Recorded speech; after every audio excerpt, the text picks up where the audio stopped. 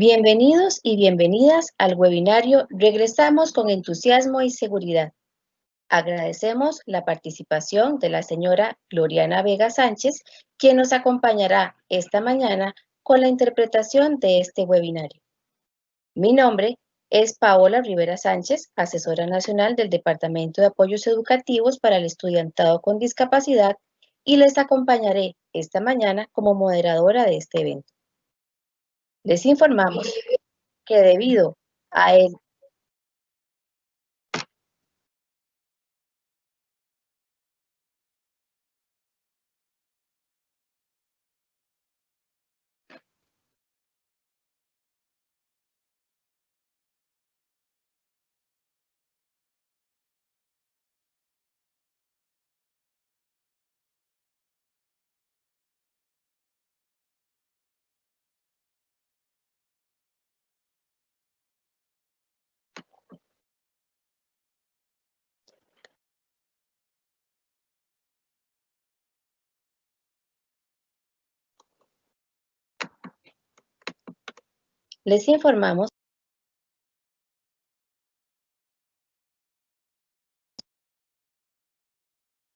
Les informamos que debido a problemas técnicos, esta actividad no será presentada a través del canal de YouTube del Ministerio de Educación Pública, pero se encontrará disponible en horas de la tarde.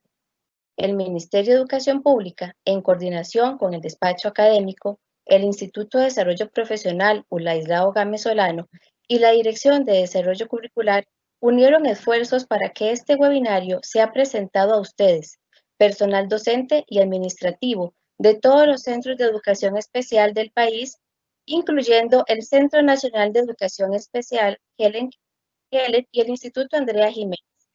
Agradecemos la participación de la señora Paula Villalta Olivares, viceministra de Planificación y Coordinación Regional, a la señora Gilda Aguilar Montoya, jefa del Departamento de Apoyos Educativos para el Estudiantado con Discapacidad, a la señora Laura Cubero Orias y a la señora Dana Espinosa Villalobos, asesoras nacionales del Departamento de Apoyos Educativos para el Estudiantado con Discapacidad, que nos acompañarán en el desarrollo de esta temática.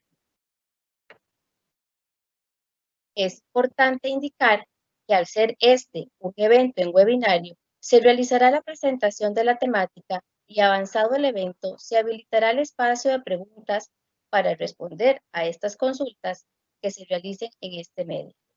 Para ello, se les recomienda anotar sus consultas dentro de sus notas para que una vez habilitado el espacio de preguntas puedan escribirlas.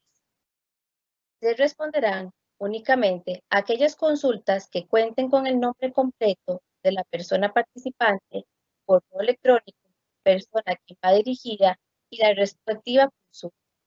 Quien no cumpla con dichos requisitos no podrá recibir una respuesta oportuna.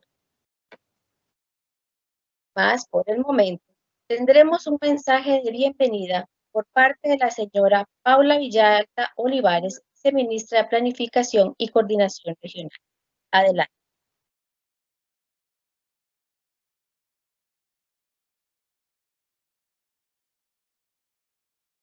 Muy buen día.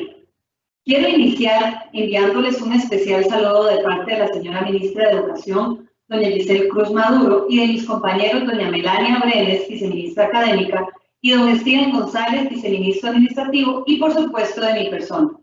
Como parte de los procesos de divulgación de los protocolos específicos sanitarios coordinados con el Ministerio de Educación Pública y el Ministerio de Salud, se han programado una serie de webinarios con el fin de presentarles el segundo paquete de protocolos aprobados. Estamos seguros que con la aplicación de estos lineamientos podemos garantizar un retorno seguro a la presencialidad de toda la comunidad educativa. También quiero hacer un énfasis en lo importante e indispensable que es el trabajo de los comités institucionales de gestión de riesgos, de las direcciones regionales y de los centros educativos, ya que este equipo es clave en la gestión de riesgos en el sistema educativo y aún con mucha más razón en esta situación de pandemia. Que estos webinarios sean de un gran provecho para todos ustedes.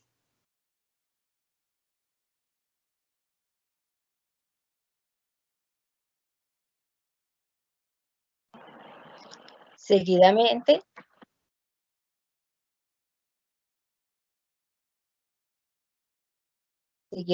recibiremos las palabras de la señora Gilda Aguilar Montoya, jefa del Departamento de Apoyos Educativos para el Estudiantado con Discapacidad, quien nos dará unas palabras de bienvenida. Adelante, doña Gilda. Hola, muy buenos días. Realmente agradecida y complacida de estar nuevamente con ustedes. Para nosotros es un honor poder presentar el protocolo que se ha trabajado. Regresamos con entusiasmo y seguridad.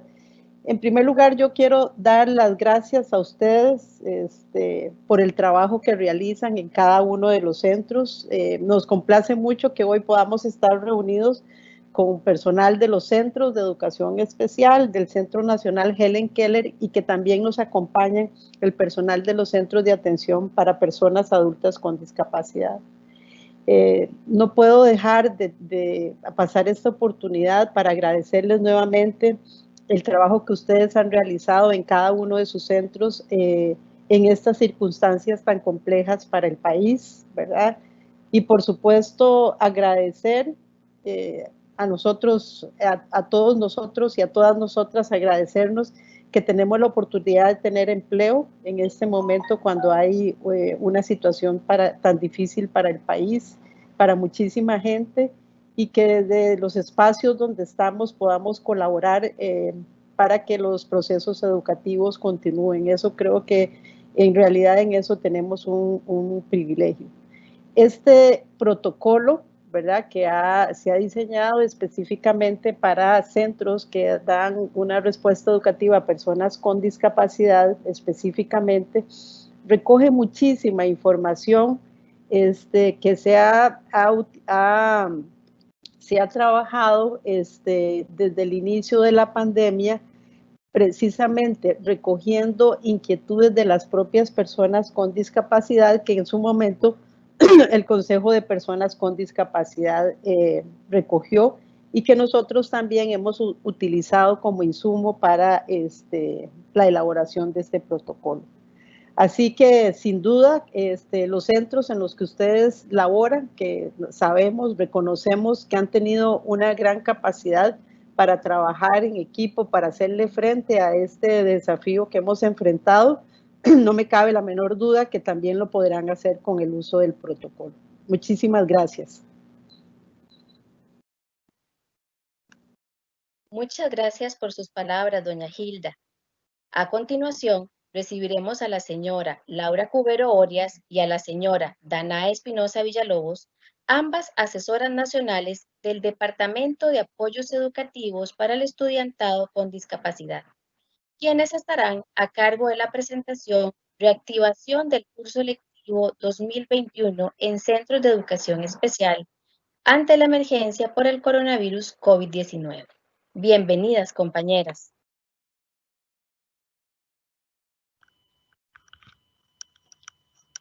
Muchas gracias, Paola. Vamos a darle unos segunditos a la compañera Danae para que haga correr la presentación. Muy buenos días. Me regalan unos segundos para compartir la pantalla.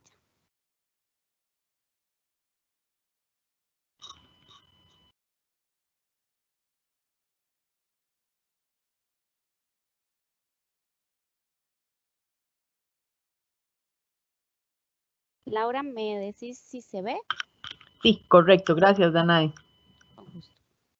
Muy bien, vamos a iniciar entonces, como lo decía nuestra jefa, doña Hilda, agradeciéndoles su presencia y festejando en esta semana tan importante como lo es la Semana de los Derechos para las personas con discapacidad, con la presentación de este protocolo, reactivación del curso lectivo 2021 en centros de educación especial ante la emergencia por el coronavirus. Es un gusto y avanzamos, Danae. Importante, ¿por qué tenemos protocolos? Como nos lo mencionó doña Paula también en sus palabras de bienvenida, es muy importante tener claridad y los protocolos surgen para orientar y acompañar con seguridad, sobre todo con seguridad, ya que cuentan con el aval del Ministerio de Salud después de un importante escrutinio, asegurarnos para la reactivación de las distintas acciones que se desarrollan en el MEP en el momento de retornar a la presencialidad, no solamente en el caso de del regreso a las aulas, sino que en todas las actividades. Por ejemplo, tenemos protocolos para las personas que conducen los vehículos del MEP, para la limpieza de los diferentes espacios, para la implementación de la guía Regresar, una vez que ya retornemos a las aulas, si Dios lo permite, el próximo año de manera paulatina y segura, para el regreso seguro a los centros educativos, entre muchos otros.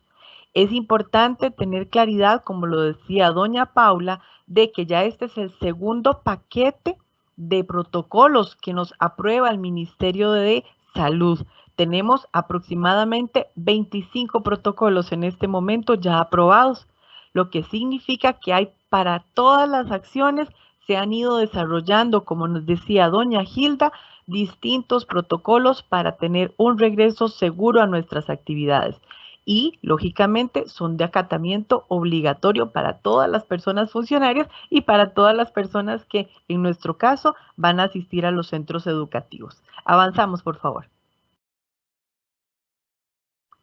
El objetivo de este protocolo es precisamente establecer los lineamientos sanitarios, técnicos y administrativos. Este es bastante detallado. Nuestro protocolo para los centros de educación especial es bastante detallado, que debemos seguir todos estos lineamientos para la reactivación del curso lectivo. Aquí dice 2020, porque obviamente se habían elaborado desde principios del segundo trimestre, pero ya sabemos que de acuerdo a las instrucciones ministeriales, si Dios lo permite, el retorno estará dictado por lo que nos indique el Ministerio de Salud, pero ya no sería en este año 2020, sino que esperamos 2021 volvernos a encontrar. Avanzamos.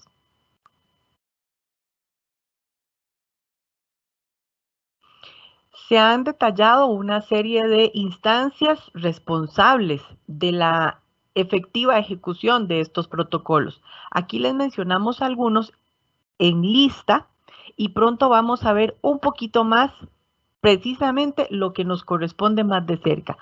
Como responsables aparece la Dirección de Desarrollo Curricular, encargada de todo el proceso académico, la Dirección de Programas de Equidad, que gestiona todo lo relacionado con los recursos económicos, la Dirección de Infraestructura, que tiene que ver con toda la seguridad de los espacios físicos, la Dirección de Gestión y Desarrollo Regional del Ministerio, que desde el Viceministerio nos acompaña en toda esa organización regional, la Dirección de Prensa del MEP, encargada de hacernos llegar la información a todas las personas funcionarias, el Departamento de Control Interno y Gestión del Riesgo, que indudablemente lleva un papel preponderante en el seguimiento a los protocolos. Avanzamos, por favor.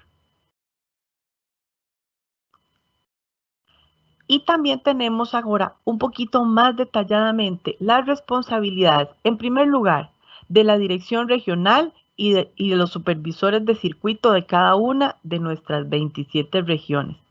Son las personas encargadas de coordinar y dar seguimiento en lo que se necesite con las áreas rectoras de salud, según sus regiones, ante cualquier situación de alerta, ante cualquier consulta, en las capacitaciones que se consideren necesarias en las regiones, precisamente porque conocen la realidad de cada sitio, de cada región. Avanzamos. También estas dos instancias, direcciones regionales y supervisores de circuito, dan seguimiento y verifican constante y permanentemente que en los centros educativos contemos con los insumos necesarios para poder generar una adecuada higiene y que se apliquen los protocolos correspondientes. Entonces, son las personas que nos acompañan en cada centro educativo vigilando, verificando que contemos con todo lo necesario. ¿Para qué? Para que haya un retorno seguro, con confianza, con mucha información. Avanzamos. Ahora les hablamos de nuestras responsabilidades como Departamento de Apoyos Educativos. ¿Y cuáles serían? Asesorar y evacuar consultas a todas las dependencias del MEP para la adecuada aplicación de este protocolo y que así la reactivación del curso lectivo 2021 en nuestros centros de educación especial sea de la mejor manera, sea aquella en donde nos sintamos confiados, tranquilos, con mucha claridad. Avanzamos. Y bueno, llegamos a los centros de educación especial propiamente, que tendrán como tarea mantener activo y aplicar de manera correcta este protocolo, las actualizaciones de los lineamientos y demás protocolos vigentes y los que se decreten, ¿verdad?, por el Ministerio tanto de Salud como el Ministerio de Educación, para que la reactivación del curso lectivo del próximo año ante la emergencia por el COVID sea de la mejor forma, sea en la que podamos sentirnos bienvenidos, sea en la que podamos disfrutar nuevamente del reencuentro de la manera más segura. Avanzamos.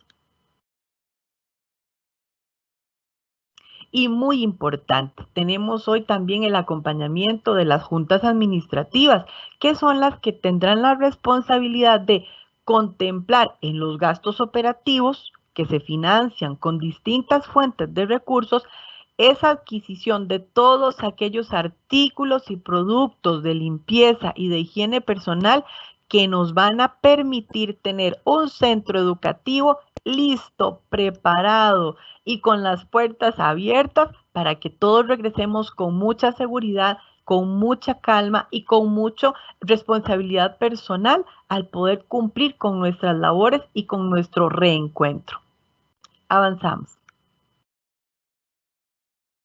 Y aquí ahora entonces vamos a entrar al detalle más preciso de lo que nos dice el protocolo. Así es que vamos a pasar con la compañera Danae.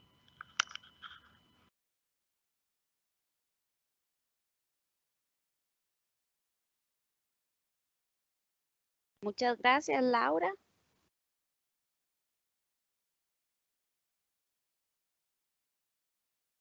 Muchas gracias, Laura. Vamos con la descripción del procedimiento.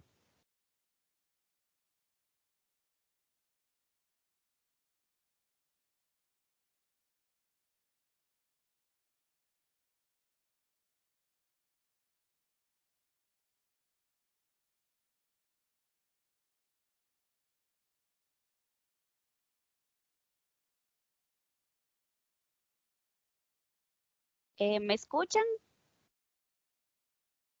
Sí, se escucha perfecto. Ok, voy a compartir nuevamente pantalla para empezar entonces a describir el procedimiento. Lau, ¿me avisas si se ve? Todavía no. Vemos a Gloriana. Ok. Vamos a ver. ¿No se ve todavía? No. Voy de nuevo. Vamos a ver.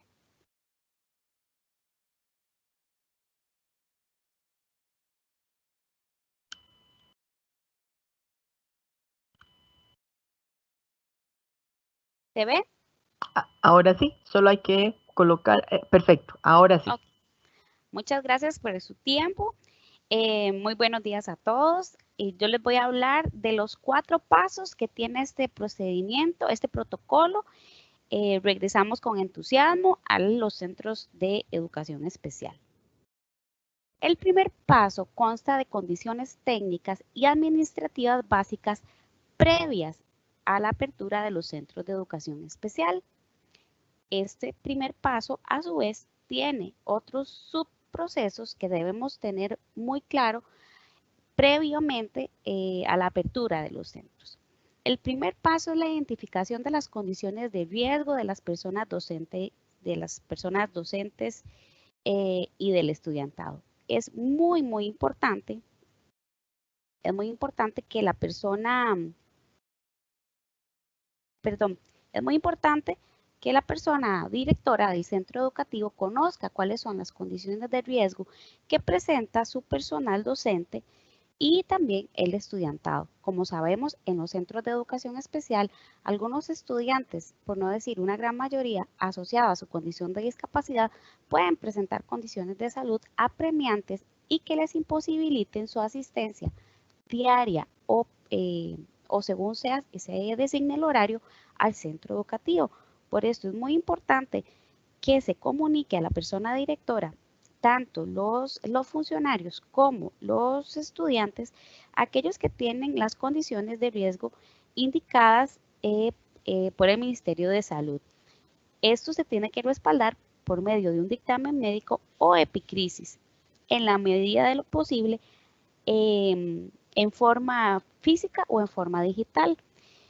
Ahora muchos de los centros de salud ya emiten sus epicrisis o documentos de referencia por medio de la plataforma EDUS y se está solicitando que en la medida de lo posible sea a través de esta plataforma para evitar estar presentándose de manera presencial en los centros de salud. Posterior a eso, vamos a identificar el horario del centro educativo. La persona directora del centro educativo organiza los horarios de asistencia a clases de los diferentes grupos y niveles considerando la información previa de las condiciones administrativas. Estas condiciones administrativas son las siguientes. Primero, verificar, antes de organizar el horario, ¿verdad? Tenemos que verificar que el centro educativo cuente con la infraestructura básica accesible. ¿A qué nos referimos con esto? La infraestructura básica accesible para una higiene adecuada tiene que ser agua, lavamanos, jabón, electricidad, servicios sanitarios o baterías sanitarias para la cantidad de estudiantes que piensan volver y lavamanos de pedal en la entrada y en los sitios de mayor tránsito. Es importante acá recordar que la reapertura está sujeta al cantón o distrito donde está ubicado el centro de educación especial. Y con respecto a la alerta, según la valoración epidemiológica que realiza el Ministerio de Salud diariamente. Esto quiere decir que dependiendo en el cantón en que se encuentre ubicado el centro de educación especial, sea alerta amarilla o alerta naranja, se tienen que tomar medidas, por decirlo así, medida A y medida B, en caso de que el cantón fluctúe de alerta amarilla a alerta naranja. Para que estas condiciones de infraestructura básicas sean accesibles y estén a disposición de todos, la Junta Administrativa debe gestionar los presupuestos necesarios y las coordinaciones con quien corresponda para garantizar la disponibilidad de los productos de limpieza.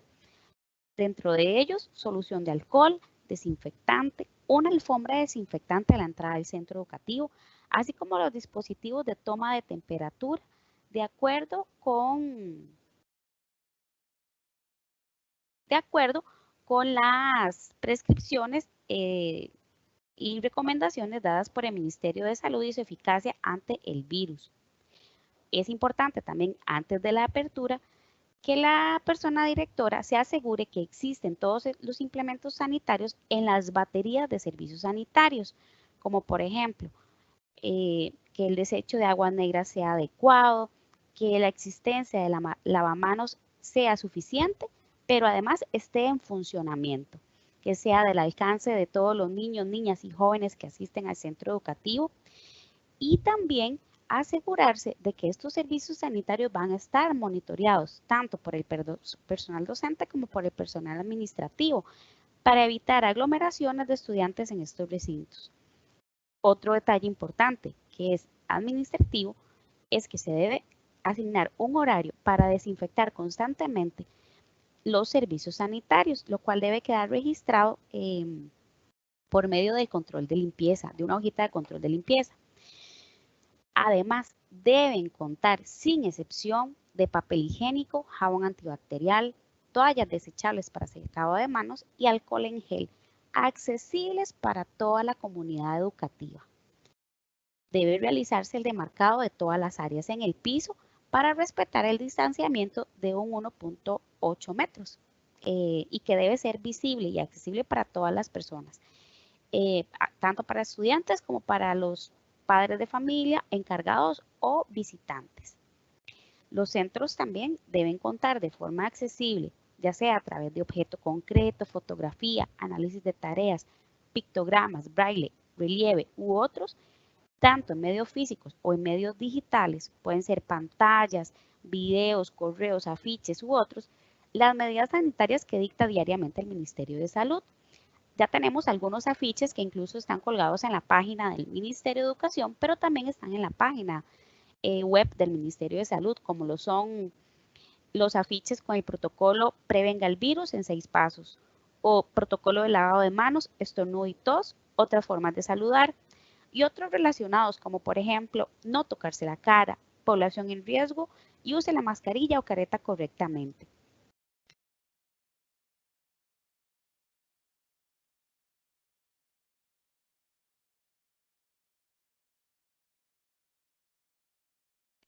Estos protocolos también vienen anexos al presente protocolo. No obstante, los centros de educación especial deben garantizar realizar los ajustes necesarios para que la información llegue por todos los medios posibles, o sea, hacerlos accesibles. Una vez que hayamos realizado todas estas cuestiones de infraestructura básica, ahora sí, podemos ubicarnos en el pasito número 2, en el recuadro celeste, que dice del horario del centro educativo. Entonces, cuando tenemos ubicadas todas esas cuestiones administrativas, la directora ya puede organizar, la persona directora puede organizar los horarios de asistencia a clases, tomando en cuenta los puntos antes descritos, que cuenten con la batería de servicio sanitario suficiente, que cuenten con todos los implementos de salubridad necesarios y además teniendo identificadas las condiciones de riesgo de las personas docentes y del estudiantado. Es importante que la persona directora del Centro de Educación Especial establezca diferentes horarios de recreación y esparcimiento.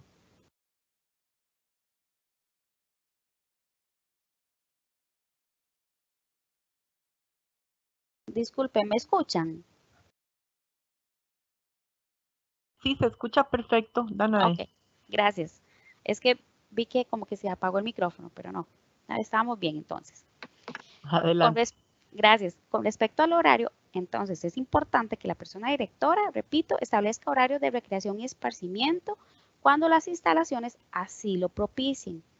Esto para coadyuvar al distanciamiento y prevenir la aglomeración de personas estudiantes y personal docente y administrativo en el mismo espacio y al mismo tiempo.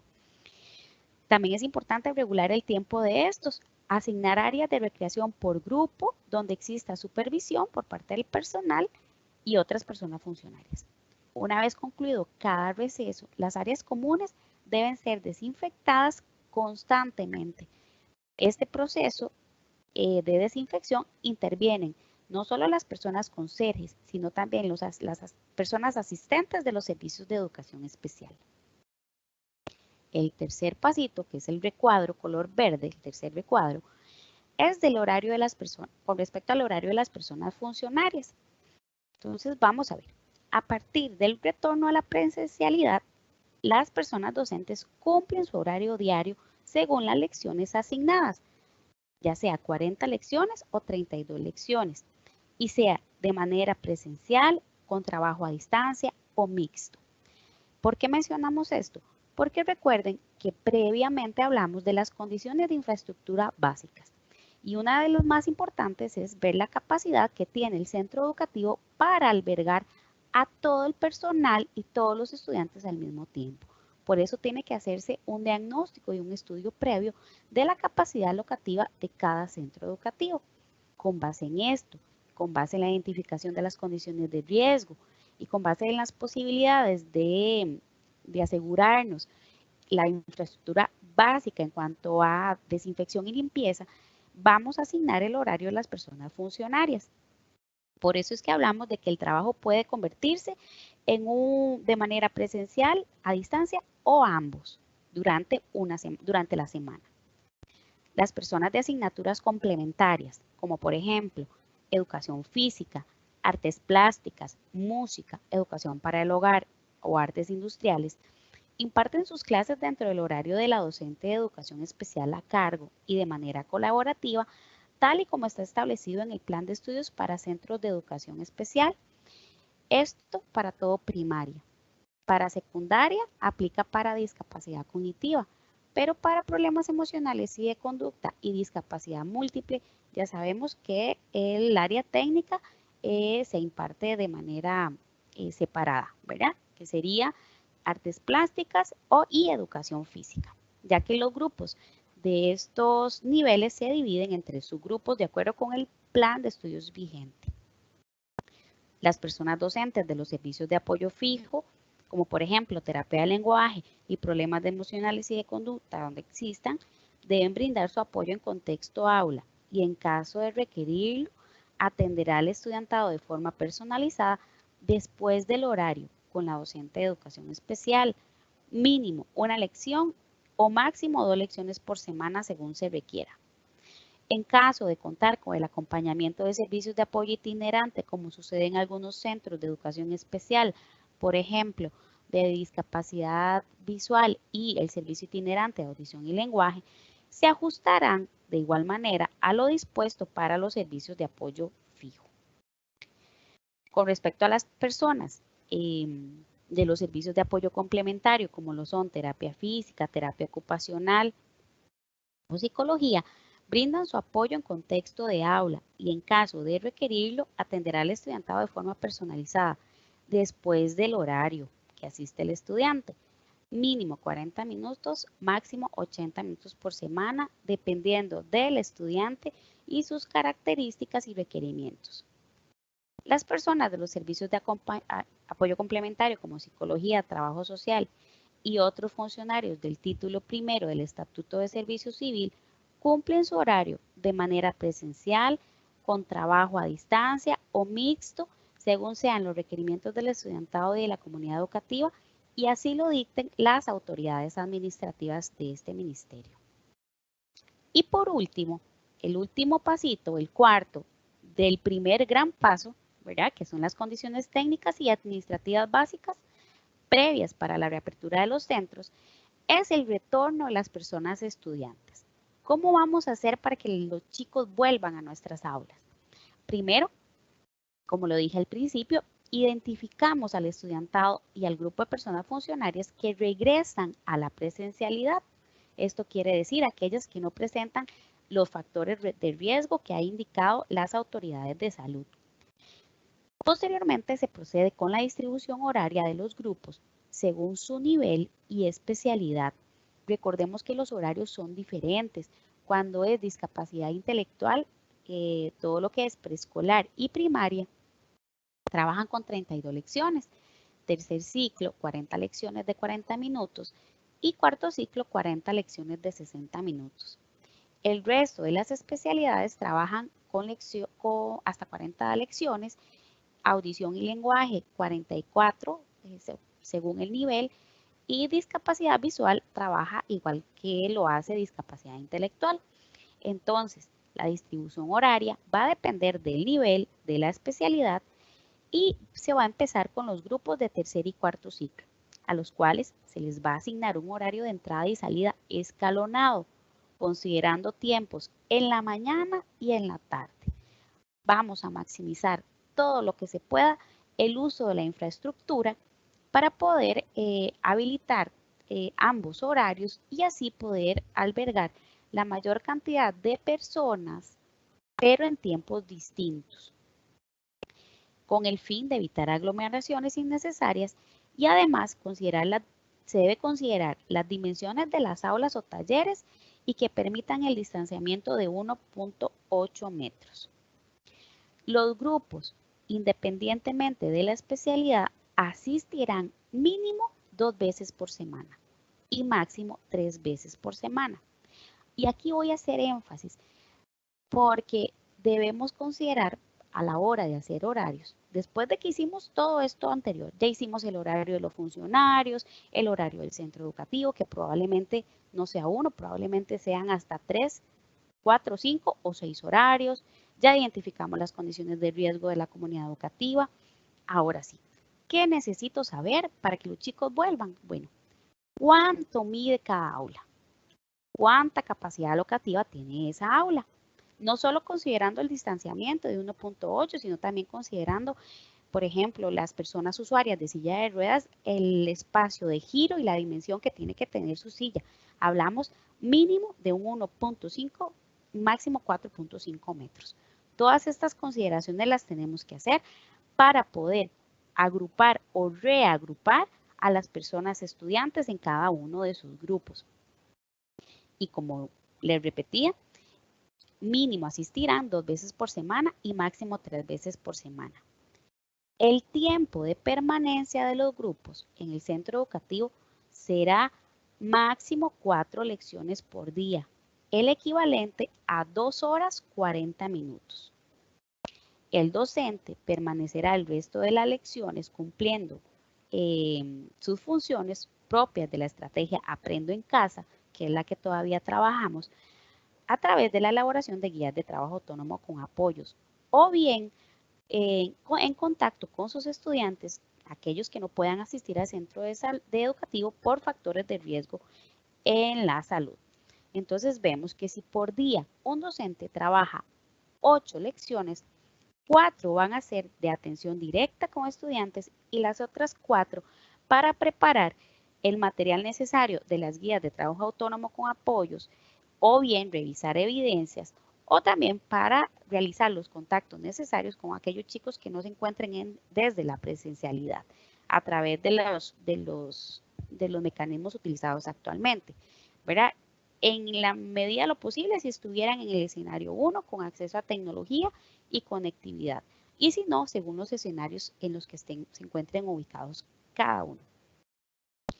El retorno a la presencialidad del resto de los grupos y niveles estará en concordancia con lo estipulado para los demás centros educativos.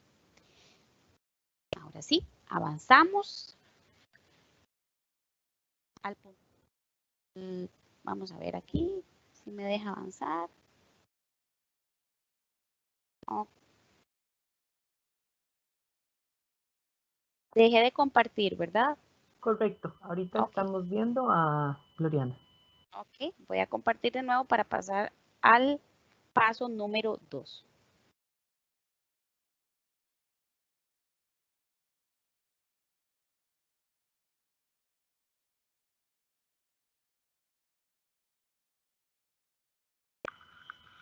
Correcto. Perfecto. Ahí vemos el paso número 2. Así es. Ok. El paso número 2 tiene que ver con los requerimientos durante la apertura de los centros de educación especial. Ok. Vamos a ver. Lo primero es que la persona agente de seguridad debe velar por restringir el ingreso al centro educativo del personal docente y administrativo, personas estudiantes, padres y madres de familia o encargados y visitantes que presenten síntomas de gripe, resfrío, tos, enfermedades respiratorias o fiebre. Nos referimos a fiebre cuando la temperatura corporal registre 38 grados centígrados o más. O bien que la persona informe a la entrada del centro educativo que presenta síntomas de COVID o que ha estado en contacto con alguna persona familiar que tenga o haya tenido COVID. Entonces, el papel del agente de seguridad aquí va a ser súper importante porque se van a encargar de controlar el ingreso o no de las personas de la comunidad educativa que deseen ingresar. El padre, madre de familia o la persona encargada del estudiante debe informar por escrito, por escrito, o por los medios electrónicos al centro de educación especial o a su docente, si se encuentra en alguna de las condiciones mencionadas anteriormente. O sea, si papá, mamá, abuelita o alguien en la familia se encuentra con algún síntoma de resfrío, tos, que lo haga sospechar que puede portar el virus. E indicar los datos de la persona que se encargará de llevar al estudiante y de recogerlo, o caso contrario de que ésta no asistirá, por lo anteriormente mencionado. Es importante recordar que el uso de mascarilla o caretas deberá ser obligatorio para todo el personal docente y administrativo, para personas estudiantes, para los padres y madres de familia, encargados y visitantes que se apersonen a las instalaciones a dejar o recoger a sus hijos. Y ustedes dirán, bueno, pero ya han dicho que la careta no es tan efectiva. Cuando hicimos este protocolo, la careta en ese momento sí estaba como parte de las medidas de seguridad. Incluso se recomienda el uso de mascarilla y careta al mismo tiempo, si fuese necesario. Pero la mascarilla es lo que va a ser obligatorio de acuerdo con las disposiciones del Ministerio de Salud. Por su parte, la persona directora del Centro de Educación Especial debe velar porque se adecúen los espacios para cumplir con la norma de distanciamiento físico de 1.8 metros entre cada persona. Para esto puede hacer uso de múltiples estrategias, como por ejemplo cintas amarradas con argollas, que el espacio entre cada argolla de madera o argolla de plástico mida 1.8 metros o 2 metros, y que las puedan sujetar hasta los mismos estudiantes cuando se van a desplazar al baño, cuando se van a desplazar a los espacios para recreación o esparcimiento, y muchas otras, para poder garantizar que los estudiantes no estén todos aglomerados y pegados entre sí, que sabemos que eso es muy común que pueda llegar a ocurrir. La atención de padres, madres, encargados, visitantes y cualquier otro miembro de la comunidad educativa debe realizarse en la medida de lo posible por medios electrónicos, ¿verdad? Ya sea por medio del correo, videollamada, celular o por medio de diferentes aplicaciones como el WhatsApp o el mismo correo, de mensajería. Cuando se requiera la atención de manera presencial, se tiene que respetar las mismas medidas de seguridad, uso de mascarilla, el aforo al espacio físico de un 50%, en este caso el espacio físico donde se atenderá a la persona, ¿verdad? O a las personas, un 50% de su capacidad locativa, y el distanciamiento de 1.8 metros. Por eso fue que al principio mencioné que es importante demarcar los espacios, ya sea con cinta adhesiva, cinta de fluorescente, antideslizante o con alguna textura como lija, por ejemplo, para que sea accesible para todas las personas y que identifiquen el espacio en donde deben esperar a ser atendidos o esperar para el lavado de manos o esperar para hacer uso de algún equipo u otro. Deben definirse los horarios acorde a las necesidades de los centros de educación especial. Por eso nos vamos a encontrar 19 centros educativos, 19 horarios completamente diferentes, porque todos van a responder a lo que mencioné al principio. Al color del cantón, por decirlo de alguna manera, según la alerta que designa el Ministerio de Salud, va a depender de las dimensiones de la infraestructura, de la infraestructura básica en cuanto a salubridad, que es capacidad en servicios sanitarios, acceso a equipo de limpieza, entre otros. Por eso los horarios van a ser completamente diferentes y contextualizados a las necesidades de cada centro educativo. De ser posible, mantener la modalidad de teletrabajo debidamente regulada en los puestos que por el desarrollo de sus labores así lo permitan, y esto previo a la autorización de la administración, entendida la administración como las autoridades ministeriales, la señora ministra, las señoras viceministras, tanto académica como administrativa. Y el último punto del paso 2 es el control diario de las condiciones de salud de los funcionarios y personas estudiantes. El cómo registremos ese control ya va a ser un asunto meramente administrativo. Podemos designar a una persona que se encargue de llevar el control en cuanto a síntomas, si presenta algún tipo de síntoma como fiebre, tos, gripe, entre otros. Hay que registrarlo diariamente y referir en caso de ser necesario al centro médico correspondiente. Eso es muy importante. No es que vamos a encontrar personas encontramos a una persona trabajando, una compañera o un compañero docente trabajando y lo encontramos con 38 de temperatura, pero sin ningún síntoma adicional. No es que le vamos a decir, bueno, váyase para su casa. No. Tiene que referirse inmediatamente al centro médico que corresponda. Esto para actuar de manera diligente, prudente y eficaz ante una posible situación de contagio. Puede ser no solo el coronavirus, sino también cualquier otro virus que ya sabemos que están todos conviviendo con nosotros. Entonces, la indicación es referir al centro médico de salud que le corresponde a la persona funcionaria. Ahora sí, vamos con el paso número 3. La entrada y salida del personal docente y administrativo, personas estudiantes, padres y madres de familia o encargados y visitantes. Vamos a ver, ¿cuáles son los pasos?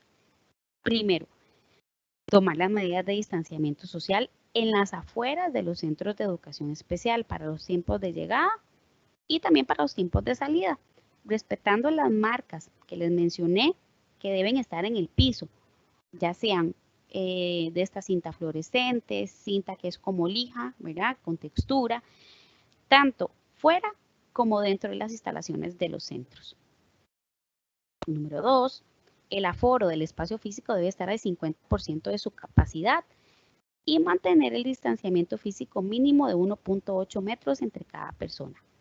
Para esto, la persona directora puede hacerse acompañar, por supuesto, ¿verdad?, de su personal y de los comités de gestión de riesgo institucionales y valorar en relación vamos a ver, podemos valorar en relación a la situación, a cuando estábamos sin COVID, cuántas personas habían aproximadamente en el horario de la mañana, en las primeras 4 lecciones, y cuántas habían en el segundo periodo.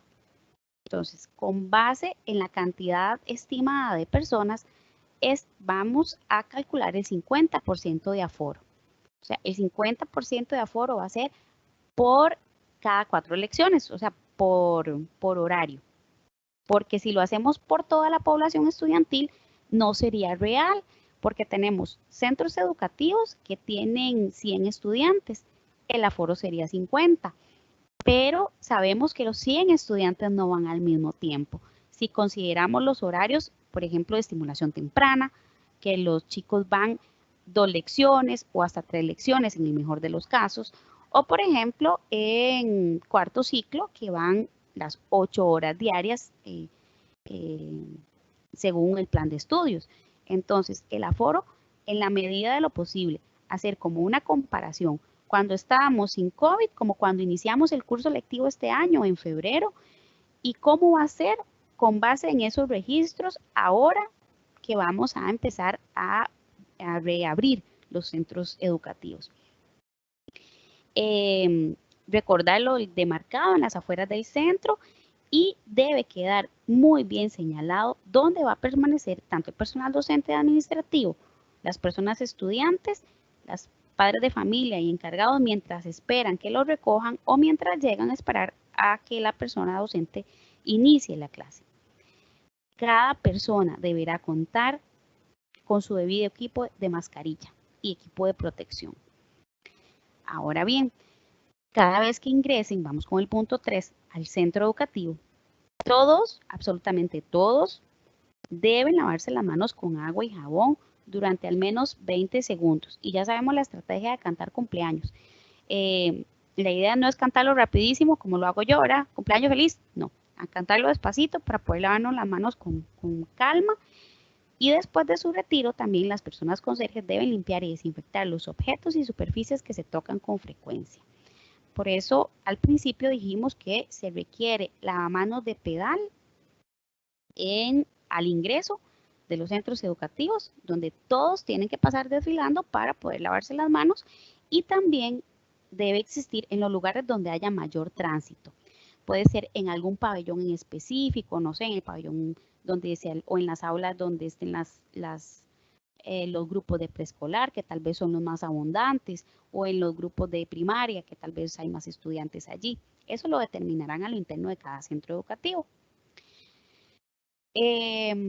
Posteriormente, la persona directora, el personal administrativo, algún docente que esté atendiendo a las familias o encargados o visitantes, igual seguir los protocolos, evitar tocarse los ojos, la nariz, la boca, sin haberse efectuado el lavado correcto de manos, y usar siempre la mascarilla. Y continuar también con otros protocolos como el del estornudo, aunque tengamos mascarilla, que es el codo, el uso del codo. También recordar que los centros deben tener en forma accesible toda la información oficial sobre el COVID en todos los formatos posibles. La comunidad educativa debe estar informada, no solo a través de los cuadernos de comunicación, ojalá por correo electrónico, si tenemos páginas web de los centros educativos, páginas en Facebook, o rotulados en las pizarras informativas de los centros educativos. La información a las familias es importantísima sobre los protocolos y también sobre las medidas que se tomarán a partir de la reapertura de los centros, ya que esto va a generar un poco de ansiedad y un poco de inquietud a las familias. Entonces, la información clara, precisa, oportuna, entre menos es más, o sea, que sea bien concisa, bien clara, cómo es que se van a seguir los protocolos de salud. Es mucho mejor a darles una gran explicación de cómo se hace tal cosa y cómo se va a hacer tal otra. Es mejor hacerlo por pasos, análisis de tareas, ¿verdad? Que también le quede a la familia la importancia de contar o de contar también con su responsabilidad individual en acatar cada una de las indicaciones que se den a lo interno del centro educativo. Importante recordarle también a las personas docentes mantener siempre la comunicación como lo han mantenido hasta el momento, por las vías que la han tenido de manera virtual, correo electrónico, WhatsApp, que hasta el momento ha sido como la más popular, o la mensajería de textos normal que traen los teléfonos, ¿verdad? En caso de que las personas estudiantes mayores de edad, estos son responsables de su autocuidado con los apoyos requeridos, como el uso de la mascarilla, tapabocas o careta y lavado frecuente de manos. Sabemos que no todo el estudiantado mayor de edad va a poder seguir las indicaciones o va a poder permanecer con la mascarilla todo el tiempo. Por eso el personal docente juega un papel muy importante y las familias para acostumbrarnos todos a mantener la mayor cantidad de tiempo posible la mascarilla puesta. Y el constante lavado de manos es también indispensable. Todos somos apoyo, ¿verdad? Todos debemos brindar desde nuestras posibilidades el acompañamiento a los estudiantes para que este regreso sea exitoso. Y vamos a finalizar con el cuarto paso, que es la organización de las aulas, talleres, bibliotecas y otros espacios. Al ingresar a las bibliotecas, aulas, talleres y otros espacios, se debe seguir igual el protocolo, donde se utilicen todos los insumos para el adecuado lavado de manos de las personas usuarias. Esto es contar con jabón, lavamanos, servilleta o papel toalla, ¿verdad? Para secado de manos y su respectivo basurero. Esto creo que no lo mencioné anteriormente, pero sí es importante que en los servicios, tanto en los servicios sanitarios como en los lavamanos de pedal, a la par exista un basurero, ojalá de pedal, para poder desechar el papel que recién se utilizó. Se debe velar por la desinfección de las aulas, talleres y otros espacios entre cada periodo o lección. Desinfectar los equipos de cómputo y todas aquellas superficies que se tocan con frecuencia, como herramientas, materiales, las mesas, las sillas y las personas que tienen también dentro de sus aulas o cubículos, según sea el puesto que desempeña, las computadoras, el mouse, lámparas y otros que sean de uso frecuente. Con respecto a las bibliotecas escolares, se deben seguir algunos lineamientos específicos. No todos los centros de educación especial cuentan con biblioteca, creo que hasta el momento, bueno, tengo conocimiento solo del Centro Nacional Fernando Centeno Huel, y hay una serie de aspectos específicos con respecto al uso de libros y la devolución de cada uno de ellos. El punto 4, que es velar por el cumplimiento del distanciamiento en la medida de lo posible, tanto dentro como fuera de las aulas y talleres, recordando que es de 1.8 y con mobiliario personal preferiblemente, ¿verdad? Este distanciamiento de 1.8 metros es al frente, atrás y a los lados, procurando respetar el espacio también que utilice el producto de apoyo del estudiante que utilice para movilizarse, marca la redundancia, ya sea su silla de ruedas, sea su andadera, su silla de transporte, coche. Entonces, a partir de ese producto de apoyo, contamos el 1.8 metros hacia adelante y hacia atrás. Además, regular la cantidad de estudiantes según la capacidad locativa, fraccionando cada grupo y escalonando las horas de entrada a clase, con el fin de asegurar que el aforo del espacio físico no va a superar el 50% de capacidad. Esto ya lo expliqué anteriormente. Bueno, las áreas de trabajo, recordar que deben mantenerse en la medida de lo posible con ventilación natural.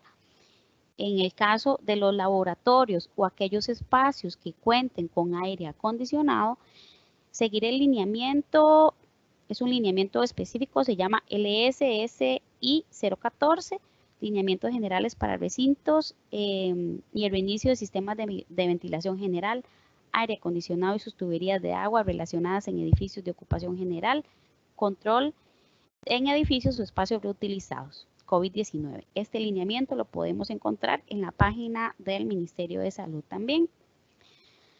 El punto 6, persona directora debe vigilar por el uso correcto de las mascarillas constantemente del estudiantado, del personal docente y administrativo.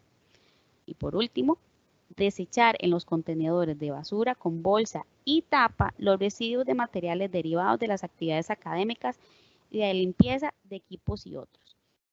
Repito, los basureros tienen que tener todos tapa y en la medida de lo posible que sean de pedal para evitar el contacto con la tapa, ¿verdad? Y todos los materiales de desecho deben ir hacia ellos.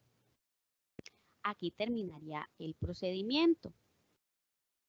Pero, ¿dónde encuentro este protocolo y todos los demás, ¿verdad? Que acabamos de hablar? Aquí les mostramos una ruta. Ingreso a la página del MEP, www.mep.gov.cr. Debajo de la pantalla inicial voy a encontrar donde está el círculo rojo, donde se está señalando protocolos para prevenir la propagación del COVID-19. Le doy clic a esa ventana y me voy a encontrar me voy a encontrar el título coronavirus. Voy a encontrar información general, circulares, decretos y resoluciones, lineamiento general para la renovación de servicios presenciales, protocolos específicos sanitarios y los protocolos ya en detalle. Vamos a encontrar que el primero, el que vamos a encontrar ahí, es el de reactivación para el curso lectivo. Dice 2020 porque se planeó en algún momento regresar este año, pero sería para el curso lectivo 2021 en centros de educación especial. Si damos clic sobre ese enlace, se nos va a descargar el protocolo que actualmente acabamos de exponer de manera muy resumida, ¿verdad? Pero ahí vamos a encontrar todos los detalles, inclusive hasta los documentos de referencia, algunos anexos que podemos utilizar y que se pueden empezar a adaptar, como por ejemplo los protocolos del estornudo, el protocolo del distanciamiento, COVID en 6 pasos, entre otros. Y esto sería todo el protocolo. Muchísimas gracias por su atención. Muchas gracias, compañeras, por su participación. Para la situación particular del Centro Nacional de Educación Helen Keller, se realizará posteriormente una reunión de coordinación con la persona administradora del centro y el equipo técnico para hacer los ajustes pertinentes en las particularidades del centro. Además, para los centros de atención integral para personas adultas con discapacidad, conocidas como CAIPAD, deben coordinar con la Dirección de Educación Privada para hacer los ajustes que corresponden, tomando como insumo el protocolo de centros de educación especial y que son contemplados también en el webinario que se realizó el lunes 9 de noviembre por parte de la Dirección de Educación Privada. Les recordamos que para dar respuesta a las consultas planteadas en el espacio de preguntas de esta actividad, estas deben contar con el nombre completo de la persona participante, correo electrónico, persona a quien va dirigida la consulta, así como la consulta que desean formular. A partir de este momento, se encuentra la apertura del espacio de consultas, por lo que se les recuerda que éstas deben contar con las indicaciones antes mencionadas para poderles dar una respuesta oportuna. Agradecemos a las señoras Nancy Barbosa Zúñiga y Mariela Rodríguez Calvo, asesoras nacionales del Departamento de Apoyos Educativos para el Estudiantado con Discapacidad, quienes han colaborado a lo largo de este webinario en la recopilación a todas sus consultas. Adelante, compañeras.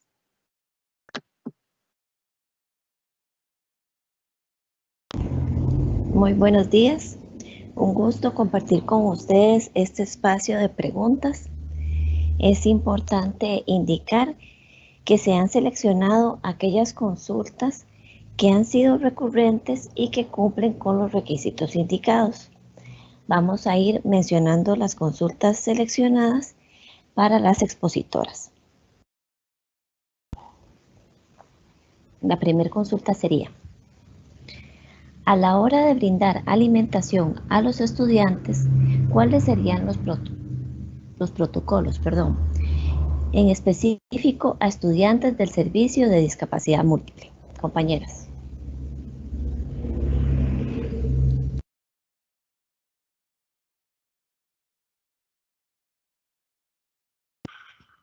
Buenos días, bien.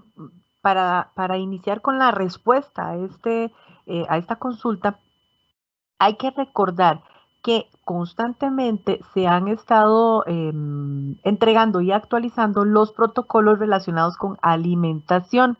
De igual manera, entonces, habrá que esperar porque es muy probable, eso no lo podemos asegurar todavía, pero es muy probable que se continúe con un proceso similar, aunque ya hayamos ingresado a la presencialidad. Similar en cuanto a que posiblemente la entrega de alimentos se va a hacer a las familias, no tanto desarrollando el proceso de alimentación, confeccionándolo en el centro educativo. Entonces, una pregunta muy importante, pero sí con toda transparencia tenemos que esperar para saber cuáles van a ser las indicaciones, porque eso cubriría no solo a los centros de educación especial, sino a todos los centros educativos. Entonces tenemos que estar atentos y pendientes a cuáles serán las indicaciones con respecto a la alimentación en el momento de retornar a la presencialidad, precisamente para que sea de la manera más segura y más cuidadosa para todas las personas. Muchas gracias. Laura, gracias. Y para complementar, quiero resaltar que aquellas personas estudiantes que por su condición particular de salud requieran alimentación dentro de la jornada lectiva, como por ejemplo estudiantes que, no sé, voy a mencionar un ejemplo, con diabetes, con jarabe de arce, que requieren de alimentación específica, por ejemplo, cada 2 horas,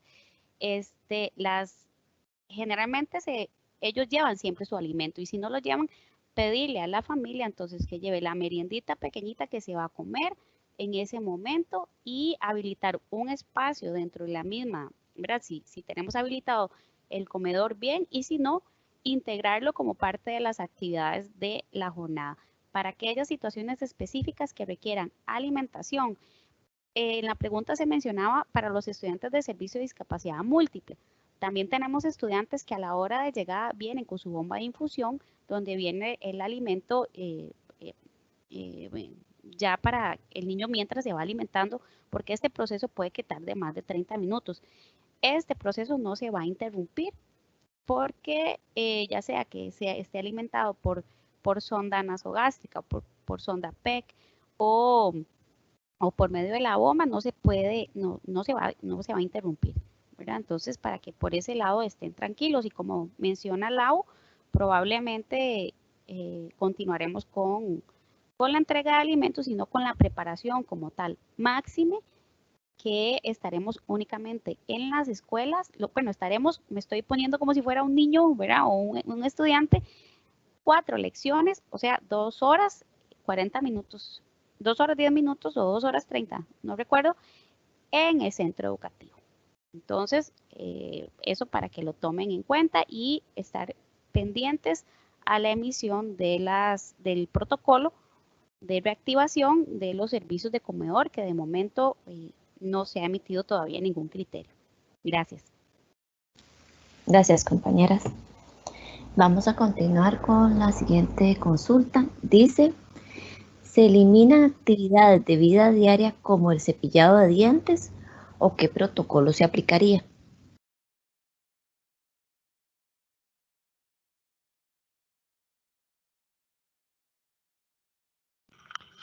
Otra vez, muy importante, otra pregunta muy valiosa. Se pueden continuar siempre y cuando mantengamos las medidas de salud que se nos presentan. Es una actividad que estamos aprendiendo, que es muy importante dentro de la autonomía, del crecimiento, de los procesos de aprendizaje que desarrollamos en los centros y perfectamente se puede continuar siempre y cuando mantengamos todas las medidas de salud.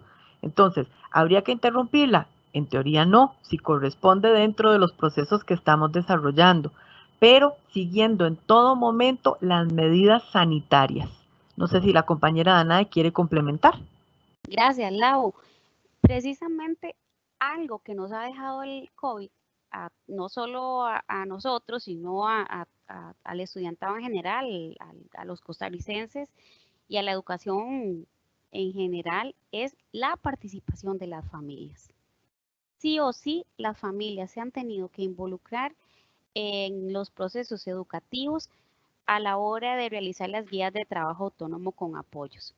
Entonces, recordar que precisamente esa es una habilidad para la vida diaria, una habilidad para la vida independiente, incluso una habilidad para tener salud.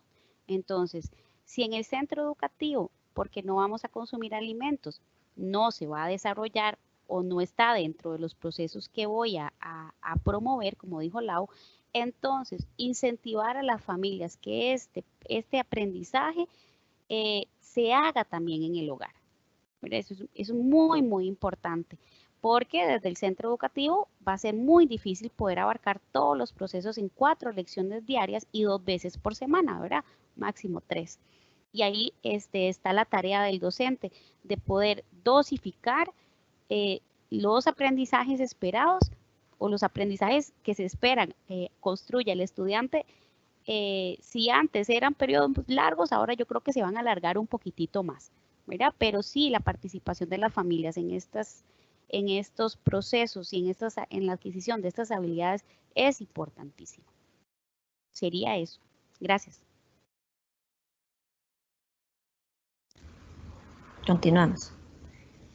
La siguiente consulta es: ¿cómo será el horario y la cantidad de estudiantes en los niveles de estimulación temprana, tomando en cuenta que los bebés deben ingresar con un encargado? Gracias. Lau, si quiere, empiezo yo y vos complementás. Ok, vamos a poner 2 ejemplos, porque yo sé que esta pregunta se la están formulando todo el mundo. Vamos a poner un ejemplo de un grupo de estimulación temprana cuya matrícula no supere los 15 estudiantes. Y un grupo de estimulación temprana con 25, el máximo, ¿verdad? El más fácil de distribuir será el menos de 15 y el más difícil de distribuir será el de 25. Vamos a considerar varias cosas. Recuerden que para establecer el horario, ¿qué tengo que establecer primero? Tengo que ver cuál es la capacidad locativa del aula asignada. Supongamos, es un ejemplo, las aulas prototipo miden 56 metros cuadrados. Bueno, y esta es una recomendación mía, no viene en el protocolo, pero entre menos chunches tengamos en el aula, y perdón, ¿cómo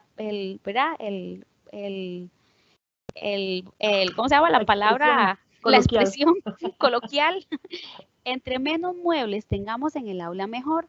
De todas maneras, estamos hablando de grupos de bebés. ¿Qué es lo que queremos con los bebés? ¿Qué es lo que nos vamos a plantear con estos bebés?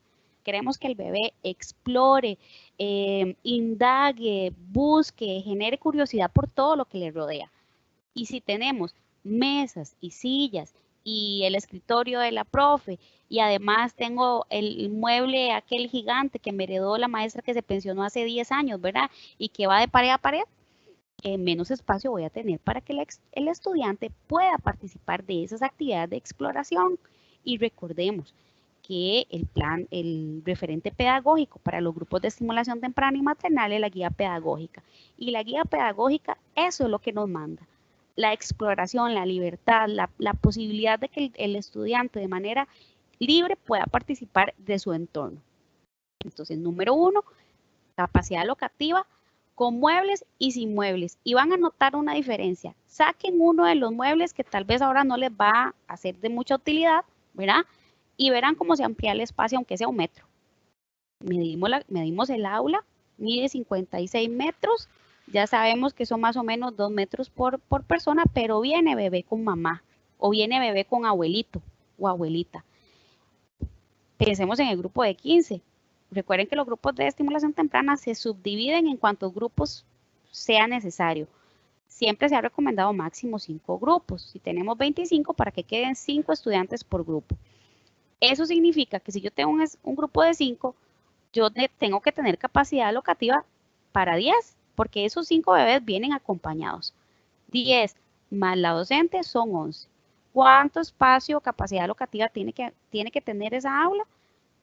Si multiplicamos por 2, casi que están 2, vamos a ver, un estudiante de 2 metros más, bueno, digamos que 1 metro, ¿verdad? Si es chiquitito, si es menor a 1 año, más el papá, pongámosle que son 3, 4 metros por persona. Si son 10, 40 metros cuadrados. Redondeemos en 50 para hacerlo así. Y si son aulas de las prototipos, son 56. Apenas me queda espacio para poner los bolsitos de los chiquitos, el mueblecito y el bolso de la maestra. Pero, lamentablemente, yo sé que esa no es la realidad de todos los centros de educación especial. ¿La realidad cuál ha sido? Dividir, dividir y dividir. Y, bueno, yo he visto aulas de chicos de estimulación temprana que miden la mitad, 20 metros cuadrados. Entonces, ¿esto qué quiere decir? Que el horario y la cantidad de estudiantes va a depender de la capacidad locativa, o sea, de cuánto mida el aula. 2, cuántos estudiantes tenga matriculados en ese grupo y en esa especialidad, ¿verdad? porque recordemos que en emocionales el máximo son 15, pero en RM y en discapacidad intelectual múltiple y visual el máximo son 25, entonces va a depender de esos 3 factores: cuánto mide el aula, cuántos estudiantes tenga, la especialidad y cuántas veces puedo y en cuánto puedo dividir ese subgrupo. Que esto les va a llevar a otra pregunta que yo sé que ya se están formulando. Ay, entonces los chicos en lugar de una vez a la semana van a venir cada 15 días. No sé, es probable, pero eso se resuelve a nivel administrativo. Por eso la organización horaria es muy, muy específica de cada centro de educación especial.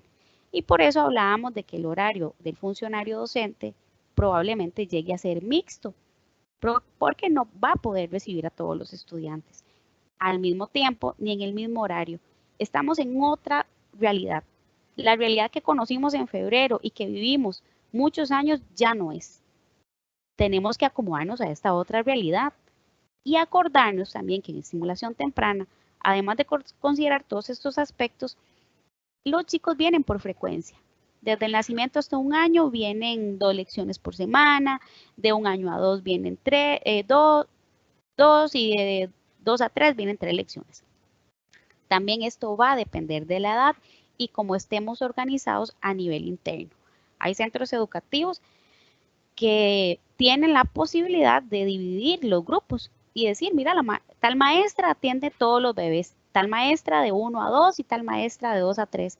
Pero hay centros de educación especial que tienen un único grupo de estimulación temprana y tiene todas las edades, desde el bebé recién nacido hasta el de 3 años o 2 años y 10 meses. Entonces, todo eso va a depender de la organización también que realice a nivel interno la docente con sus grupos, no solo por características, sino también por requerimiento de apoyos y también por necesidades de espacio. Yo sé que no era la respuesta que esperaban, pero es la única respuesta que les podemos dar en este momento. Cada persona directora conoce su centro educativo, conoce las aulas que tiene. Ya yo sé que están haciéndole números y diciendo, ay Dios, ¿qué vamos a hacer? Pero lo más importante acá es que esto no es un trabajo de una sola persona. No es trabajo solo de la persona directora, quien se encarga de velar de que todo marche, pero también es trabajo de todos. Hay que echar mano de todos los comités que tenemos de gestión de riesgo. El comité de comunicación aquí va a jugar un papel importantísimo. Control interno también. Entonces, no nos sintamos solos. Y resumiendo, ¿cómo será el horario y la cantidad de estudiantes? Depende. ¿Depende de qué? Otra vez, capacidad locativa, cantidad de estudiantes, quiénes son esos estudiantes, qué edad tienen esos estudiantes, porque dependiendo de la edad, así va a ser la frecuencia de atención. No sé si enredé o aclaré. No, más bien muchísimas gracias, Dana, por tanto detalle. Y en esa mirada, en ese punto de quiénes son estos estudiantes, hay que considerar lo que usted nos recordaba al inicio cuando decía, y la condición de riesgo que pueda tener esta persona estudiante. Así como lo vamos a considerar con el personal docente y administrativo y de servicios de apoyo y demás, con nuestros estudiantes también. El hecho de que haya presente una condición no implica una condición de riesgo de salud, pero si además de la condición de discapacidad tenemos un riesgo de salud, esa persona estudiante probablemente se va a mantener en la educación a distancia. Entonces, es una característica que tenemos que tener muy presente también a la hora de generar los horarios. Y me ha encantado eso y lo retomo nada más. Es un trabajo colaborativo y lo estamos empezando desde ya. Ustedes, como Danae nos lo mostró, pueden acceder a todos los protocolos y sé que las personas directoras ya los han de conocer y los han de tener en todos los dispositivos y formatos posibles. ¿Para qué? Para irlos incorporando en la organización que desde ya podemos ir preparando para cuando, si Dios lo permite, podamos regresar con muchas ganas a la presencialidad. Eso era, gracias.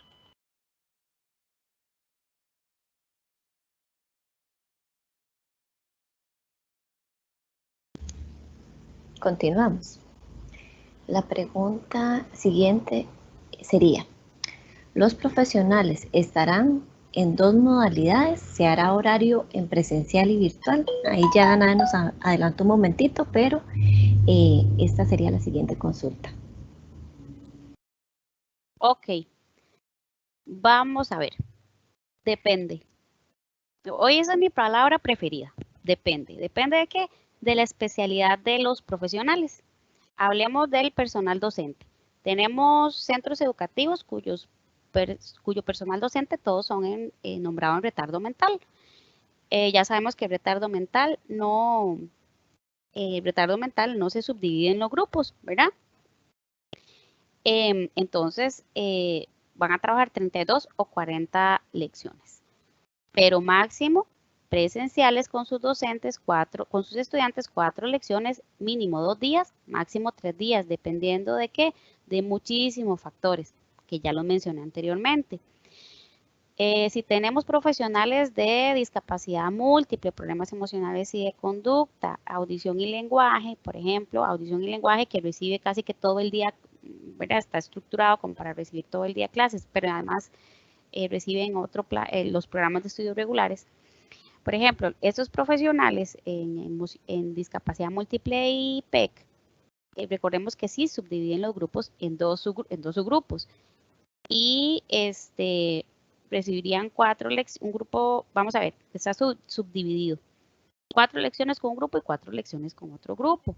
Pero aquí estamos diciendo que va a ir presencialmente solo 4 lecciones cada grupo de estudiantes según capacidad locativa. Entonces, dependiendo de todo lo anteriormente dicho en infraestructura, de los estudiantes, las características del estudiantado, de las condiciones de riesgo, inclusive hasta, ¿verdad?, del personal docente y de los estudiantes, así va a ser la modalidad de trabajo. Puede ser, voy a poner un ejemplo, solo un ejemplo, no quiere decir que así tenga que ser, que un docente de discapacidad múltiple un día o 2 veces por semana atienda a un subgrupo, 4 lecciones en la mañana y las otras 4 realice la modalidad mixta que le mencionamos, que es seguir con la estrategia Aprendo en Casa, y otros 2 días atienda al otro subgrupo 4 lecciones por día. Las 4 restantes, modalidad Aprendo en Casa. Y este 5.º día que me queda, puede ser que yo traiga al grupo de estudiantes o a los estudiantes que requiero trabajar en algún proceso o aprendizaje en particular. Máximo 4 lecciones, ¿verdad? No es que vamos a dejar de... lo que vamos a hacer es flexibilizar un poco la cantidad de lecciones que van a llegar al centro educativo porque estamos en una situación de pandemia. Pero esto es solo un ejemplo. Aquí lo importante es que a lo interno de cada centro educativo todos participen en la construcción de sus horarios según su especialidad, según la cantidad de lecciones asignadas, según las condiciones de riesgo que presenten o no y según las características de los estudiantes que se les asignó a cada una de las docentes. Entonces, ¿será mixto el horario? ¿Serán 2 modalidades? Tal vez. Puede ser que hasta exista una tercera modalidad que surja ahí durante el camino. ¿Hará un horario presencial? Sí, hay un horario presencial. Ya dijimos, 4 lecciones por su grupo, mínimo 2 veces por semana del estudiantado, dependiendo de la especialidad. ¿Y hay un horario virtual? Sí, también, porque recordemos que las otras 4 lecciones que va a cumplir el docente que trabaja con 40, puede ser de trabajo virtual, atendiendo a la población estudiantil que no puede ir a clase por condición de riesgo, y puede ser a través de una clase por videollamada, puede ser elaboración de la GTA, puede ser recolección de evidencias de la GTA, entre otros. ¿Qué pasa? Vean que he mencionado múltiple y PEC, porque son los que trabajan con 40 lecciones desde preescolar hasta primaria y secundaria.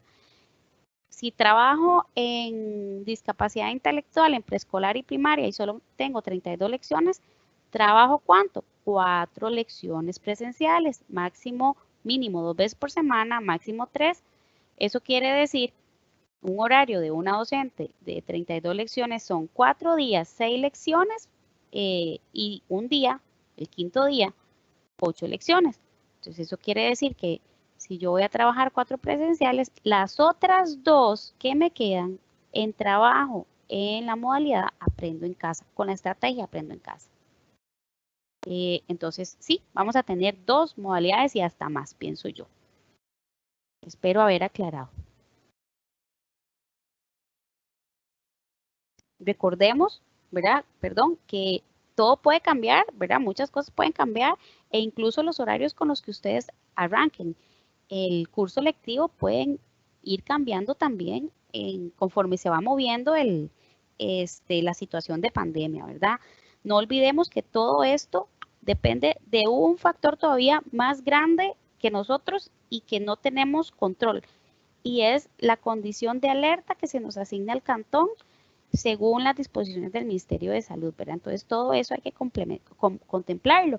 Por eso les decía que a veces, bueno, a veces no, yo me imagino que vamos a tener que hacer plan A, plan B y no sé si hasta plan C. Listo. Y reforzando eso que nos dice la compañera Danae, tener presente que esta situación no es exclusiva de los centros de educación especial, de los servicios donde está el estudiantado con discapacidad, no, es una situación país. Entonces, así como cuando vamos a la pulpería, cuando vamos a la farmacia, cuando vamos al EVAI, tenemos que hacer fila y ya vemos en el suelo rotuladas las distancias, todas las personas usando las mascarillas. Esta situación de la organización del centro educativo es común a todos los centros educativos, desde preescolar hasta la secundaria, y entonces no es una situación exclusiva de los centros de educación especial. Todos estamos en esta preparación previa y en este proceso de aprendizaje. Muchas gracias. Gracias, compañera, muy amplia su explicación. La última pregunta sería la siguiente. Por ejemplo, al cambiar de un área a otra, ¿se puede sustituir el lavado de manos por el uso de alcohol?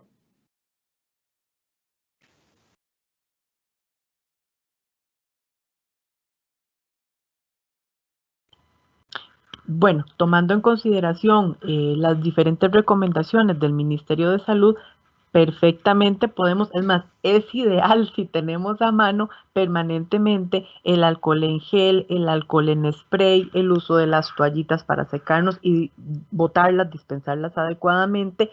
Si no tenemos en el acceso dentro del espacio de aula o de taller donde estemos trabajando, el lavatorio muy cerca o el lavamanos, ¿verdad? Ojalá de pedal y demás. Es importante que mantengamos el alcohol en gel, los dispensadores, ojalá en todos los espacios. Entonces, si estrictamente no tenemos la posibilidad de trasladarnos hasta el lavamanos como tal, por favor no dejemos de estar pendientes del uso del alcohol o el alcohol en gel.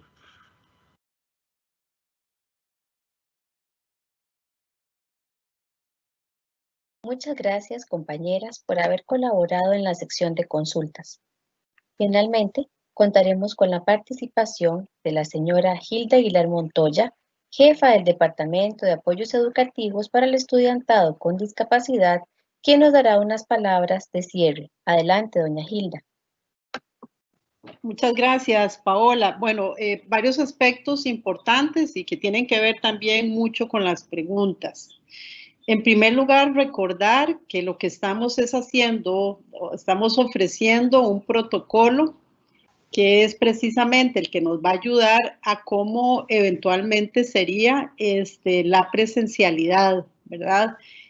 Cuáles son las medidas sanitarias importantes que tenemos que tomar.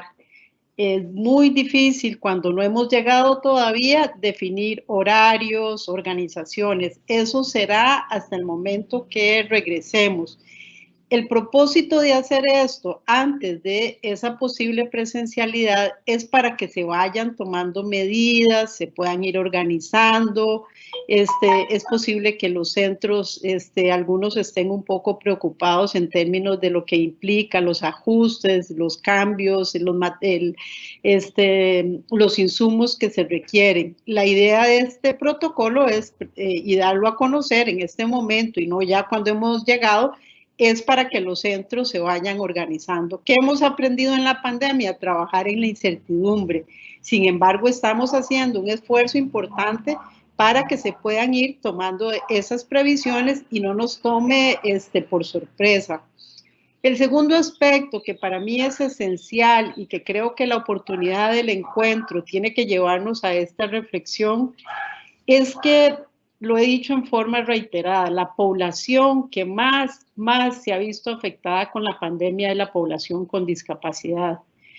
Y esa factura nos la va a pasar esta pandemia. Y entonces, estas previsiones que estamos haciendo, en la mayoría de los países, interesantemente, las personas que primero han ingresado a los centros es la población con discapacidad y han ingresado precisamente por eso. Los países han tomado medidas como los niños y las niñas, los jóvenes y las personas adultas con discapacidad son los primeros en regresar porque son los que más se han visto afectados. Lo hemos dicho también en forma reiterada, esa brecha digital que tiene la población con discapacidad le ha impedido ejercer plenamente su derecho a la educación. Entonces, el esfuerzo que estamos haciendo hoy y la reflexión es que estamos tomando todas esas medidas para que la población con discapacidad pueda regresar con seguridad. Pero esto implica un trabajo importante nuestro, ¿verdad? Que aquí aplica también una responsabilidad ética muy importante. Hay que trabajar mucho con las personas con discapacidad y con sus familias, porque este virus llegó para quedarse no sabemos cuánto tiempo. Y no es que la gente con discapacidad la vamos a guardar por el resto del tiempo hasta que el virus desaparezca, porque no sabemos cuánto tiempo va a ser. Entonces, esto va a implicar un trabajo ético importante nuestro, ¿verdad?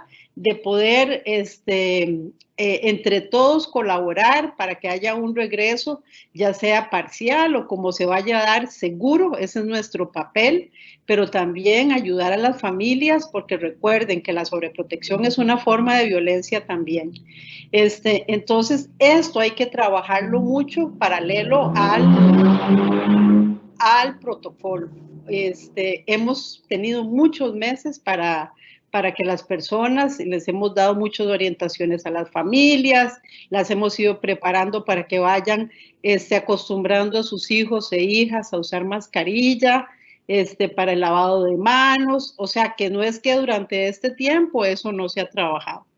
Pero es fundamental que nosotros estemos claros y convencidos que la educación es un derecho y que tenemos que hacer los mejores esfuerzos usando todas las medidas sanitarias para que las personas con discapacidad puedan seguir ejerciendo ese derecho a la educación.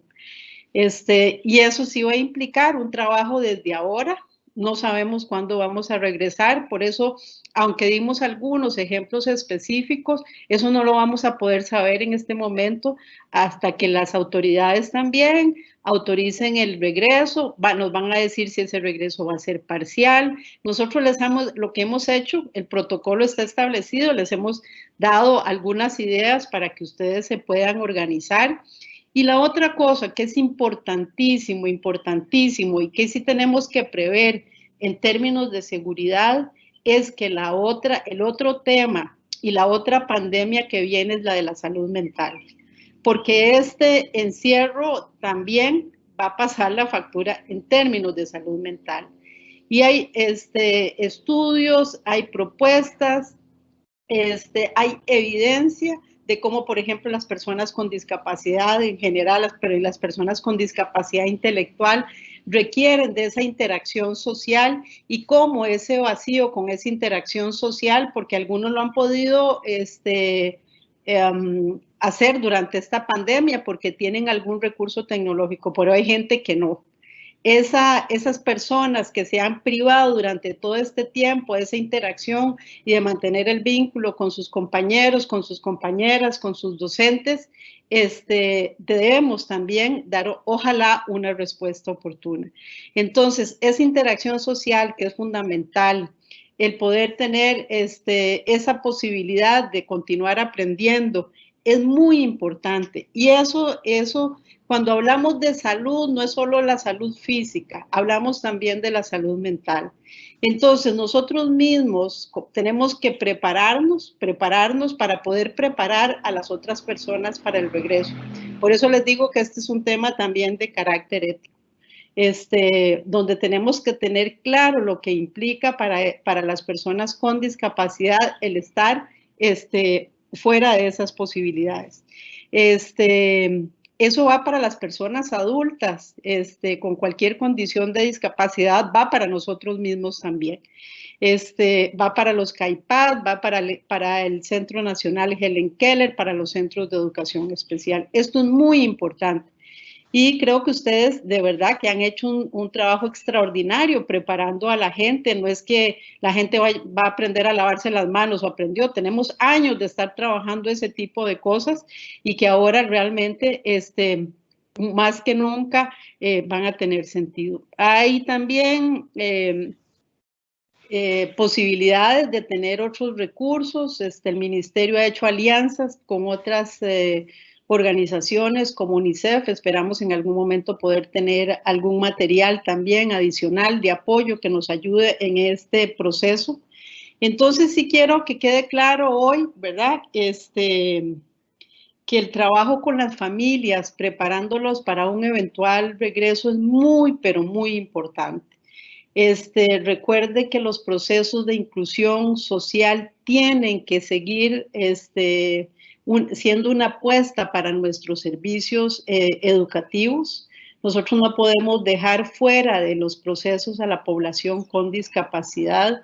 Si toda la sociedad costarricense y en el mundo entero hay que aprender a convivir con este virus que nosotros esperamos, todos tenemos la fe y la certeza que eso en algún momento va a pasar, pero como no sabemos cuándo va a pasar, no podemos dejar a la población con discapacidad al margen de los procesos educativos. Entonces, el objetivo del webinario es fundamentalmente tener claro que todos vamos a irnos preparando para un eventual regreso que nadie ha dicho en este momento cuándo va a ser. Por eso el protocolo dice 2020 porque lo empezamos a trabajar desde hace muchos meses. El MEP tiene meses de estar organizando, revisando, haciendo propuestas para un eventual regreso que todavía no sabemos cuándo va a ser, pero que la idea es que no nos tome por sorpresa, sino que hayamos preparado. Y debo ser muy insistente que debemos trabajar muchísimo con las familias, muchísimo para que ese regreso no deje a los centros educativos vacíos, ¿verdad? Sino que realmente podamos organizar. Hay mucha experiencia valiosísima en cada uno en los centros de adultos, en el Helen, en los centros de educación especial, de organización. Tienen años todos de estar trabajando con equipos de gestión del riesgo. Creo que más que nunca, todos siempre estuvimos esperando el temblor fuerte, pero realmente lo que nos llegó fue una pandemia y es poder utilizar esos recursos también para hacer estos ajustes. Pero creo que es muy importante que nosotros tengamos claridad que en algún momento el regreso va a ser, ¿verdad? Y así como en algún momento nos resistimos a la posibilidad de tener que estar conectados y usar tecnología, creo que mejor no nos resistamos a la posibilidad que en algún momento, de alguna forma, escalonada, fragmentada, en partes, pero en algún momento vamos a regresar. Pero lo importante es que creo que hay recurso humano valiosísimo. Tenemos incluso profesionales del área psicosocial que nos pueden ayudar también a cómo poder hacer esa preparación para que nosotros mismos estemos convencidos y sobre todo porque por eso estamos diciendo que es un regreso seguro, pero con entusiasmo, es la posibilidad de reencontrarnos, de vernos. Creo que más que nunca las personas con discapacidad están ansiosas de eso, ¿verdad? Los muchachos, los chiquillos están con esa gana de regresar, pero eso va a depender mucho de cómo nosotros los preparemos para eso. Si yo desde ahora le empiezo a decir a las familias, ay, qué torta, viera qué peligroso, el MEP está diciendo que en algún momento hay que volver, con esa carga afectiva, si se lo estamos diciendo, nos va a costar mucho que las familias comprendan que el derecho a la educación tiene que seguir ejerciéndose. Y ese es un derecho fundamental del cual no podemos privarlo nosotros, ¿verdad? Insisto que con todas las medidas de seguridad, nadie está siendo irresponsable en este proceso. Lo que estamos es haciendo la preparación necesaria para que eventualmente tengamos que regresar. Las compañeras dieron algunos ejemplos de cómo se puede hacer, pero más que nadie, ustedes que conocen sus centros, que conocen los talentos que tienen internamente, en el talento humano que tienen, que conocen a sus familias, que más que nunca se han acercado a esas familias, van a tener la posibilidad de organizarlo de la mejor manera y no me cabe duda porque ustedes lo han demostrado durante esta pandemia, la capacidad que tienen de organizar, que cómo pudieron continuar dando los servicios. Ha habido estrategias realmente innovadoras y sé que esas estrategias innovadoras también las vamos a utilizar para organizar el regreso cuando las autoridades de salud y las autoridades ministeriales así nos lo indiquen. Muchas gracias. Muchas gracias, doña Hilda, por sus palabras. Les recordamos que esta actividad se encontrará disponible en horas de la tarde en el canal de YouTube del Ministerio de Educación Pública. Regresamos con entusiasmo y seguridad, trabajando de manera colaborativa para brindar una educación de calidad a todas las personas estudiantes para un eventual regreso a la presencialidad. Muchas gracias por su atención. Que pasen feliz día.